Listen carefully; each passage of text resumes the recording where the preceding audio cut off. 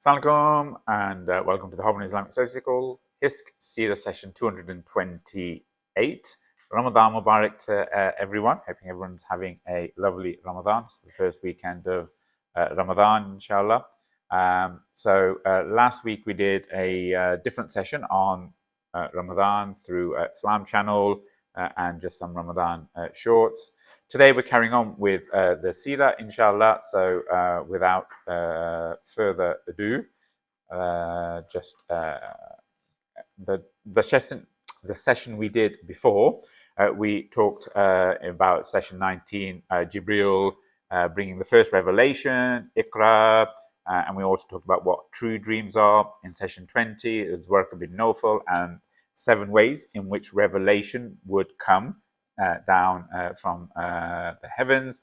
Session 21, we talked about the second and third revelations and the process on being told to arise and pray, arise and warn, and we discussed the difference between a Nabi and a Rasul. Session 22, we looked at the early phases of the call of the Dawah, some of the early converts, including Sa'ad ibn Abi Waqqas, Uthman ibn Affan, Zubair ibn Awam, Abdurrahman ibn Auf, and Abdullah ibn Masud.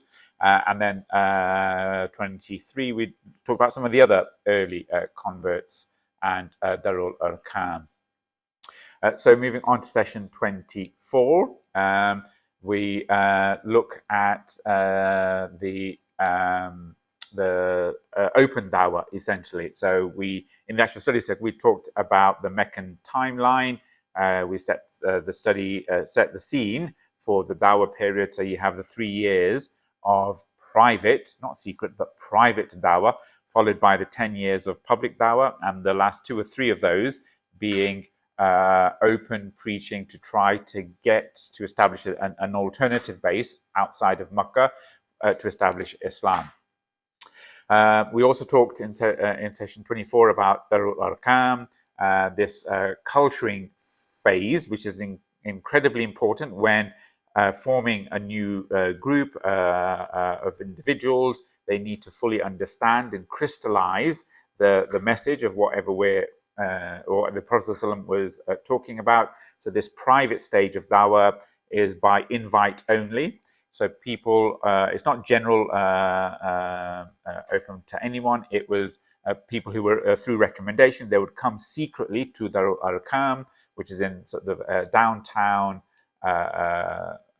Mecca, and they would be taught about what Islam is, and they'd come together as a group with a group communal understanding of the ideas of early Islam. And this is really key in the formation of a group, the storming, norming, forming part of a group. Then after that comes the public phase of the Dawah. So we talked about Iqra, we talked about Qum, we talked about Qum, and then the Prophet ﷺ is told by Allah subhanahu wa ta'ala to warn your nearest relatives and kin. And so the Prophet ﷺ, and we know the stories quite well, first of all invited everyone to a big banquet with all the tribe, Banu Hashim, all the family, all the uncles, over 40 people, the top brass came. They knew something was happening because they've obviously heard of the rumors that the Prophet ﷺ is doing something in secret, but they have not been a party to it, but they don't know the exact nature of what it is, and they just thought, oh, maybe it'll just go away by itself. So they come. Abu Lahab then gets a sense that something is up, so he eats, and then he gets up, makes his excuse, and leaves early, and then everyone melts away. The Prophet ﷺ has to then do another dinner, and again there's another miracle around making the food, and the one pot is enough for everyone. Cooks another dinner, invites them all again, but this time he gives his speech mid-meal, so before people start to leave. And there, as he's giving his speech, telling what Islam is, etc., etc., Abu Lahab, he then stands up and says, basically, don't cause trouble. Let's stick to our ways, the ways of our forefathers. Basically, don't rock the boat. Do what you want, but just keep it to yourself. And then he tells his nephew to essentially keep quiet and stop what he's doing. But then Abu Talib, he then stands up and he defends the Prophet ﷺ says he will defend the honor of the sons of Abdul Muttalib. So there you've got the battle lines being drawn. Abu Lahab with his intense hatred towards the Prophet ﷺ, and then Abu Talib, for the sake of the tribe and this tribal allegiance, will protect the honor of the Prophet ﷺ. And then we heard how Ali stands up and says, I will give you support. And he's sort of giving a public confirmation of the mission of the Prophet ﷺ. Then after that, the Prophet ﷺ, he goes on to Mount Safa, and he gives a public call, wasubaha. He gathers everyone and he invites all the tribes one by one, name by name. And he invites the nobles and uncles in his family one by one, name by name. So they all gather around, and then he starts off with the affirmation. Do you know who I am? How do you know me? And they all vouch for his truthfulness. And then once he's got that public affirmation, he then says, I am a warner unto you, and save yourself from the fire. So then that the public call officially starts. And then Abu Lahab, he's furious. He had to shut up shop. He had to come and find out what all the commotion is, and just to hear the Prophet ﷺ talk about this. And so he goes, perish you the rest of the day, gets some sand and throws it at the Prophet ﷺ. And then Allah subhanahu wa ta'ala obviously turns this infamously, as we know, into Surah al Masad, where again in translation it starts, may the hands of Abu Lahab perish, may he himself perish. His wealth will not avail him, neither what he has earned. Soon he will roast in a flaming fire. So again, taking that encounter where he picks up the sand and throws it and says, perish to the Prophet ﷺ for ruining his business for the day. Allah turns that around and condemns him to hell for all of eternity. Session 25, we talked about some of the backlash. Now the Prophet ﷺ is preaching openly. There's obviously going to be some repercussions. Before, whilst he's doing it to himself, with his own group of private people, there's no repercussions because they're just like a sort of a closed group. Now there's social interaction of his ideas with the prevalent social norms of the time. And the Prophet ﷺ, he is criticizing what is happening at the time. And back in the study circle, we talked about how people perceived the Muslims then, how they perceive the Muslims today, say in the UK. And so the Muslims nowadays, we carry the label of being a terrorist, of being a fundamentalist, of being an extremist, of being homophobic. All of these types of labels, they try to get a propaganda against the Muslims. Likewise, the Prophet ﷺ faced more critical propaganda from the ruling elite, the mullah at the time.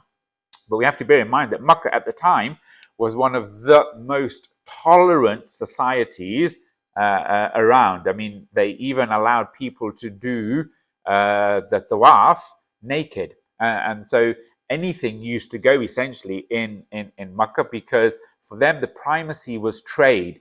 They were the economic hub. People would come, they would trade, for Hajj and other pilgrimage. So they were an economic hub. Therefore, they wanted to ensure that people still came. So they were tolerant of all types of people coming with all types of different ways of doing things. So they were a very, very tolerant society. And for them to turn against the Prophet ﷺ, one of their noble sons, was quite a break in their tradition. So at the time, the Quraysh saw the Muslims and the Prophet ﷺ as an existential threat. And so they tried to think of ways of dealing with that. And again, we explored why they would think of the Muslims as an existential threat. Some of the backlash, which we'll develop in later study circles, they did like distorting the image of the Prophet ﷺ, distorting the message of the Prophet ﷺ, lying about him, and then some of the direct challenges to the Prophet ﷺ, like, for example, can you move the mountains? Can you create rivers like the Euphrates for us? Can you bring back our dead forefathers so that they vouch for your truthfulness? Can you produce angels from the heaven and bring them down? Can you provide us gardens? Can you provide us gold or mountains of gold? Can you provide a ladder? Can you show us a ladder that goes up to the heavens? Can you go up to the heaven on this ladder? get the book from Allah, come down with a couple of angels, and then, who then vouch for your prophethood. So these are the types of challenges and ridicule that they came up with, which would then go on to persecution, torture, and then assassination. But this was part of the backlash. And again, we talked about that when we looked at the Meccan timeline. And so we need to think about why was the message of Islam perceived to be so dangerous, more than just changing what their forefathers believed. This is coming with some radical different ideas. We need to remember that the Quraysh believed in Allah. They believed in one God, but they were a tribal society that believed in one God, as well as these other gods. And so what the Prophet ﷺ was coming with was a challenge to those social norms, right? The Quraysh being like a tribe, a gang, their own nation, they were run by a powerful elite. This powerful elite benefited and they sort of concentrated power, wealth, and the media around themselves, and that was their way of controlling society. And this powerful elite were afraid to lose power, therefore they brought together all the machinery of the state against the Prophet ﷺ, much like we see now the machinery of the state against a lot of Muslims in Muslim countries and non-Muslim countries. So Islam came to revolutionize society, the social structures, the values in society, as well as making sure that the ruling elite would lose their power. Therefore, that's why we get this sense of antipathy from the people. So what we find in the early Meccan period is direct accusations from the Qur'an challenging the ruling elite, the Mala, the people of power and influence. And it wasn't subtle. This was very in-your-face, direct challenge. There's nothing airy-fairy about it. The Prophet ﷺ, through the Qur'an, would challenge their social structure. He would criticize openly the values of society. He would talk about the hypocrisy of their social values, killing the newborn girls, infanticide of girls, but then giving ascribing daughters to Allah through some of the angels. So criticizing their social construct, criticizing, and bearing in mind Mecca is a society based on trade. By criticizing the way that they do trade and cheat in the markets, Prophet and Allah subhanahu wa ta'ala is challenging their corrupt economic system, along with hoarding of the wealth, along with repelling the orphans, and then their sense that their wealth would give them some sort of immortality. So all of these things, the Prophet ﷺ is challenging them in their face. Their love of this life, their materialism, he challenged them, repelling the orphan, yet still trying to be high and mighty, i.e. giving lie to religion. So each time the verses came from Allah subhanahu wa ta'ala, and the Prophet ﷺ would recite them openly, and everyone in society, because Makkah is a small society, everyone knew who these verses were referring to. So this was a direct challenge to the ruling elite. There was no walking on eggshells there. Then we talked a bit more about that in session 26, where we looked at the Qur'an ban. So the Quraysh, the Prophet ﷺ is continuing to do this dawah. The Quraysh then set up the elite. They set up a think tank to counter the Prophet ﷺ and develop a propaganda strategy against the Prophet ﷺ. So they try to decide on different types of accusations to discredit the Prophet ﷺ. They then submit a report to one of their big chiefs, al-Walid ibn Mughira. So they sort of have their own sessions. They submit this report, and he rejects the findings of the report, because the report said, let's say the Prophet ﷺ, he's mad, or he's possessed, or he's a poet. And al-Walid, he rejects that and says, look, you can't say that. And then we'll talk about that in the next session. And then we went on to discuss the miracle of the Qur'an, the living miracle of the Qur'an, and the fact that it's not the work of a genius, this is the work of Allah subhanahu wa ta'ala. And so the miracle of the Qur'an is the fact, and all the times when prophets would come, Allah would send miracles with them, and the messengers, they would have miracles that defy the thing that the people at that time excel in. At the time of Musa alayhi salam, the people excelled in so-called magic. So Musa would come with something which was extra special, magic. At the time of Isa, the people they thought they excelled in medicine and being good doctors. So Isa would come with miracles by the permission of Allah, which would excel them, which would blow their mind, bringing back people from the dead, healing the leper and the blind, etc. So these things, the people of the time, they excelled and they were really proud of their Arabic. So Allah sends something which is so superlative in its Arabic, it blows their minds. And that's the miracle of the living Qur'an. It excels in poetry, in grammar, in syntax, in meaning.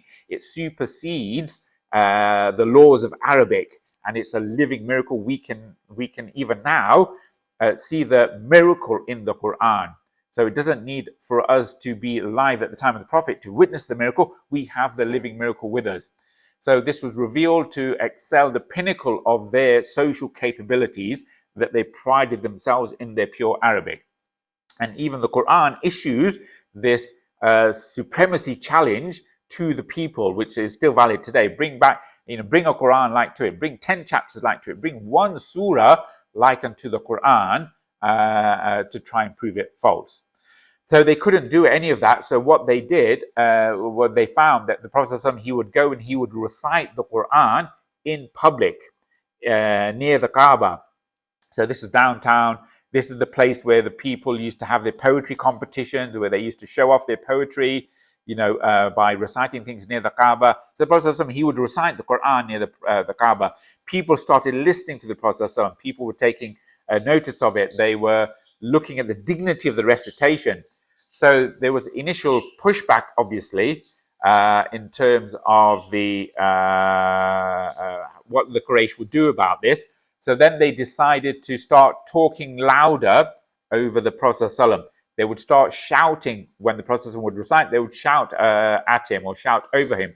They would try to drown out the recitation of the Qur'an, or they would cause a commotion nearby, some hubbub nearby, so it would distract people.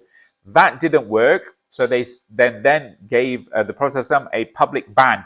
You cannot recite the Qur'an in public. So then, so the Prophet ﷺ needs to decide what to do next. So when there was a public Qur'an ban, then some of the other Sahabis said, well, why don't we recite it? So the Prophet said, okay, who's got to volunteer? No one. Ibn Masud, he volunteered. And then the Prophet said, no, who else? Ibn Masud said me, and then a third time him. No one else was volunteering.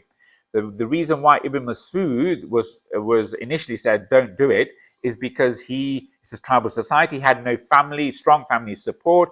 He was from a lowly class. He would get no protection. So he then ventures into the downtown, recites the Qur'an, and people are astounded. Who is this other person reciting the Qur'an? So then they find out it's Ibn Masud. They beat him up severely because he was reciting in Maqam al-Ibrahim. Then he goes back, battered and bruised, literally, and then he goes, this has only increased my contempt for the Quraysh, and let me go again. My left eye is missing out on the treatment meted out to my right eye.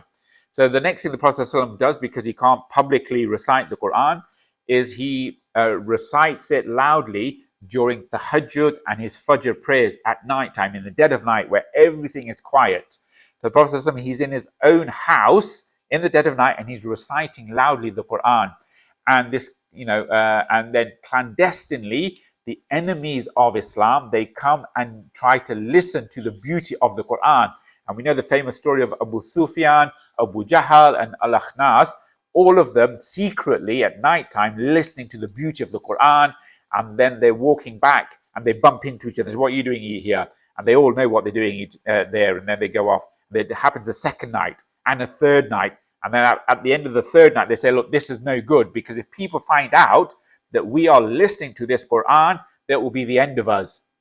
So they make a pact not to ever go and listen to the Qur'an again, even though they're mesmerized by it. And then later on, Al-Akhnas, he goes, visits to Abu Jahl and says, what do you make of this Qur'an? And the Prophet ﷺ, and then he gives the real reason for his enmity towards the Prophet ﷺ. So Abu Jahl says that he's from the tribe Abd Manaf, that we were head to head with Banu Hashim. We were head to head with Banu Hashim, but whenever they would feed the poor, we would feed the poor. Whenever they would feed the pilgrims or give water to the pilgrims, we would give water to the pilgrims. But now they have a prophet who is having revelation from God. How can we compete with that? So that was the end of session 26. Session 27, we carried on a bit of this backlash. So the next stage of the propaganda was making fun of the Prophet ﷺ, mocking him, belittling him, and bullying him through that mocking and bullying.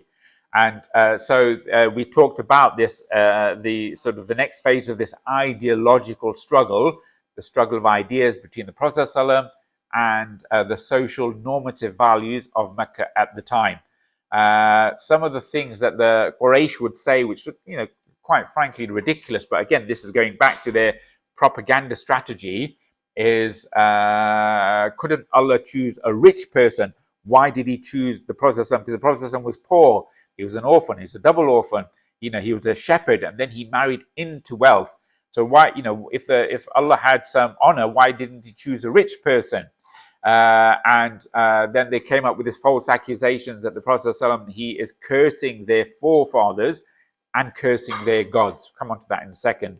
And another ridiculous thing against the Muslims was, how comes he's only followed by the poor? So except for a handful of noble people, Abu Bakr, Uthman, people like that, it was the poor class who was following the Prophet ﷺ. So they were using that, spinning that as a negative. How can he only attract poor people to follow him? And then another famous retort: couldn't Allah choose someone better, especially from the two big cities, the two noble towns? So we know the noble, lineage of the Prophet ﷺ, son of Abdullah, son of Abdul Muttalib, son of Hashim. So how can he choose, someone like that? Surely they could have someone who was even more noble from one of Makkah or Taif. And then again, there was a period of time where the Prophet ﷺ didn't come with new revelation for a few weeks. And then there's a lady who mocked him, one of the wives of the elite. Lady mocked him. So hasn't your devil sent you anything new to recite lately? So again, they're trying to make fun of the Prophet ﷺ, mock him and belittle him. But to reinforce, the Prophet ﷺ never directly ridiculed their forefathers or their gods, because by discrediting by ridiculing their forefathers, he's by implication his own forefathers. That's his own lineage. He would call people to the worship of Allah, and therefore by implication that is criticizing their forefathers who worshipped something else. But he never directly criticized their worship of others. He's saying, he was calling people to Allah. But again, this is how the Quraysh, they would spin the message. This is their propaganda against the Prophet ﷺ. Then in session 28, we talked more about this backlash, this slander, and it then went up a notch. The propaganda went to the next strategy, the next rung of their propaganda strategy, which was misdirection and character assassination. So again, as part of their ideological struggle, they weren't willing to deal with the ideas of the Prophet ﷺ. They couldn't directly refute the message, so they're making fun of the Prophet ﷺ and making fun of the followers of the Prophet ﷺ and other aspects of the call of the Dawah. So this next phase of misdirection and character assassination included outright lies, outright slander, and trying to discredit the message of Islam through insinuation. So one of the things that they did was they formed, as we mentioned before, like a think tank to come up with aspects to discredit the Prophet ﷺ and the message. And by forming this think tank, they're trying to normalize hate and dehumanize the enemy. So there's a process of normalization of hate and dehumanization of the enemy, which we see that all throughout all societies, even today. The dehumanization of the other. So this normalization of hate, you can see how it culminated in one of the famous examples where whilst this gang, this coterie is sitting around in Dar-ul Nadwa, sort of the main sort of parliament area, Abu Jahl, he's mocking the Prophet whilst he's praying, and he's saying, is there anyone courageous enough to go to such place where they've just slaughtered some camels and get the entrails, the intestines of the camels, and dump them on the Prophet whilst he's praying? And then there's one of these sort of people there, again, sort of a noble person, Uqba ibn Rabia, who wanted to sort of please his masters, as it were. He went into a frenzy, and he rushed over in all his finery, scooped up the innards of the slaughtered camel, came back, and he dumped them all on the Prophet whilst he's in sajda, and then they all sort of went back and laughing and mocking at the Prophet. So Fatima had to come. Somebody went to get Fatima. She came and got all the stuff off the Prophet because it was really heavy, and it was bearing down on him. And then after she cleaned the mess, the Prophet, he then turned to those 7 people and raised his hands up and made dua that Allah curses all of them one by one. He named them one by one. And then the person who narrated this hadith said, verily, I saw all 7 of these people die at Badr. So again, we mentioned before, this think tank, they sent this report to al-Walid ibn Mughira, who was one of their top leaders. And he said, this person's causing problems. What we need to do something about it. He goes, well, let me investigate this and form my own conclusions. And he then listens to the Qur'an, and then al-Walid, he starts praising the Qur'an, saying, wow, this is fantastic. The words are beautiful, because he is one of the top poets of the Quraysh. So when the Quraysh hear al-Walid ibn Mughira praising the Qur'an, there's panic amongst the top leaders. So they're afraid that the word will spread throughout the community and people will start following the Prophet. So then they dispatch a delegation to al-Walid, and here we all know his famous son Khalid bin Walid. So they dispatch a high-level delegation to Walid to try and change his mind and explain the consequences of his honesty. They'll basically undermine the Quraysh, etc., etc. So then Abu Jahl, he's having this conversation with al-Walid, and he said, look, you've got to take back what you said. And he goes, okay, fine, I'll take it back, but we need to justify this.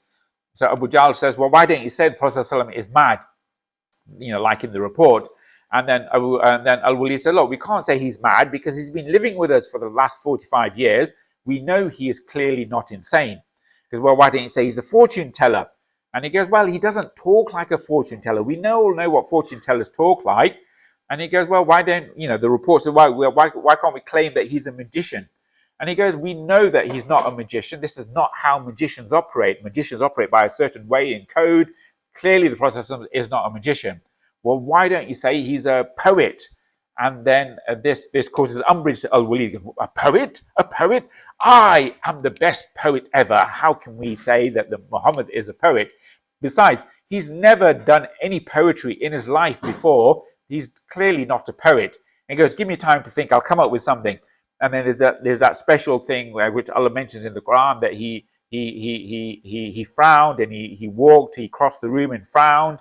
And then he came up. The best he could do in terms of counter propaganda is to say that the Prophet comes with some special magic that tears families apart.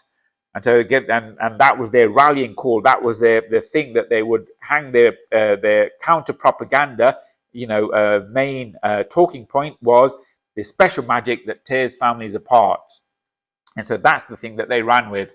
The other thing is, whenever there were festivals, people would come to Mecca. The Prophet, he would do dawah to people, because the dawah is in public. But then, as he's doing dawah to people, Abu Jahl, his uncle, would follow him around. And then when the Prophet finished talking to someone, Abu Jahl, and if people know who Abu Jahl is, he goes to them and says, don't listen to this people, he's mad, he's my nephew. And he tries to undermine the message of the Prophet straight after that. And so they tarnish the person and not the message. And then, they make sure that anyone who comes from out of town, he is intercepted before they enter Mecca and told not to talk to or listen to this chap Muhammad. And then there's one person who thought of himself as the best doctor of the age.